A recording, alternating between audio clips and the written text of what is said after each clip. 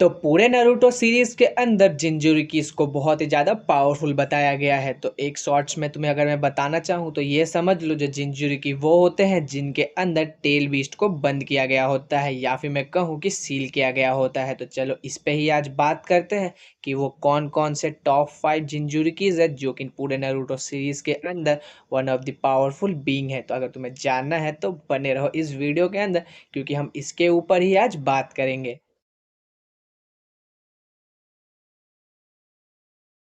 तो नंबर 5 पे आता है मीनाटो। तो हमें पता है मीनाटो को yellow flash of the leaf का टाइटल मिला था, ऊपर से वो फोर्थ होगागे भी था। उसे किसी भी तरह की टेल बीस्ट की पावर की ज़रूरत नहीं थी, बट हमें पता है जैसे ही ओबिटो ने नारुतो के जन्म के समय उसे डिस्टर्ब किया था और कुरुमा को विलेज पे अटैक करने के लिए छोड़ दिया था, तो हमें पता है मीनाटो ने फोर्थ होगागे होने का फर्ज निभाया और कुरुमा को अपने अंदर सील कर लिया था, वो भी आधे कुरुमा को और आधे कुरुमा को नारुतो के अंदर। ये मूवमेंट बहुत कम समय के लिए था, क्योंकि नाइन टेल के अटैक के वजह से मीनाटो ज़्यादा देर तक जिंदा नहीं रह पाया था और उसकी पावर को वो यूज़ भी नहीं कर पाया था। But fourth great Ninja war के समय हमने देखा था कि कैसे मीनाटो ने कुरुमा की पावर को यूज़ किया और अच्छी खासी फाइट भी दी थी ओबिटो को, और अपने साथ नारुतो को भी अपना चाकरा शेयर किया था। हमने देखा था उस समय मीनाटो बहुत ही ज़्यादा पावरफुल भी था।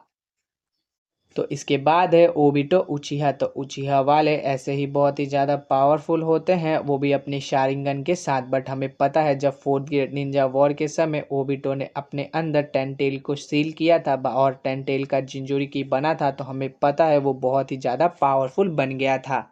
और यहाँ तक कि जब बैटलफील्ड में कोई भी उसे छू भी नहीं पा रहा था और वो अनस्टॉपेबल भी बन गया था। भाई उस समय तो मुझे नहीं लगा था कि ओबिटो को कोई छू भी पाएगा या फिर हरा पाएगा। हमें पता है उस समय जब उसकी चाक्रा लेवल इतनी बढ़ गई थी, जब गॉड ऑफ शिनोबी हाशिरामा उन्होंने भी ये कहा था कि ओबिटो अब करंट स्टेटस में उनसे भी ज़्यादा पावरफुल बन चुका है और उसके पास उनसे भी कई गुना ज़्यादा पावरफुल चाक्रा रिजर्व है।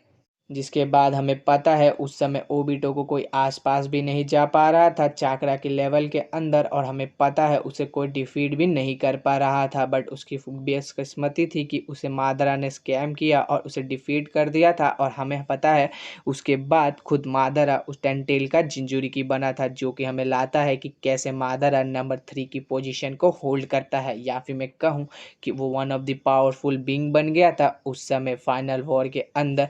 उसे रोक पाना तो भाई नियरली इम्पॉसिबल बन चुका था। ऐसा लग रहा था कि बस ये एक अकेला बंदा पूरे ही अर्थ को ख़त्म करने वाला है और निंजा वर्ल्ड यहीं पे ख़त्म होने वाला है। और ये सारी चीज़ें बैटलफील्ड के अंदर चली रही थी कि हमें पता चलता है कि ब्लैक ज़ेत्सु ने अपना काम कर दिया है और मादरा को उसी समय निपटा दिया है। भाई मुझे तो समझ ही नहीं रहा था कि ये सारी चीज़ें असल में नारुतो सीरीज़ में क्या हो रही है।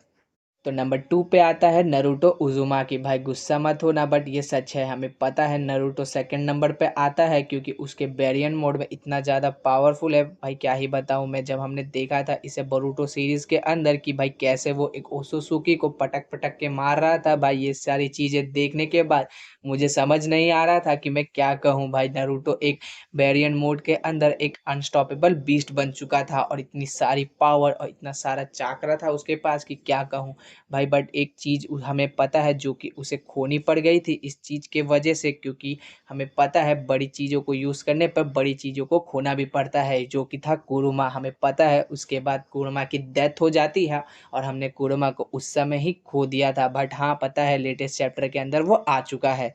तो नंबर 1 पे आता है हागुरोमो। तो Hagoromo one of the powerful being है, वो भी पूरे नारुतो सीरीज के अंदर। तुम ऐसा समझ लो कि ये गॉड लाइक फिगर है, वो भी नारुतो सीरीज के अंदर। ये पहला टेन टेल का जिंजुरिकी भी था।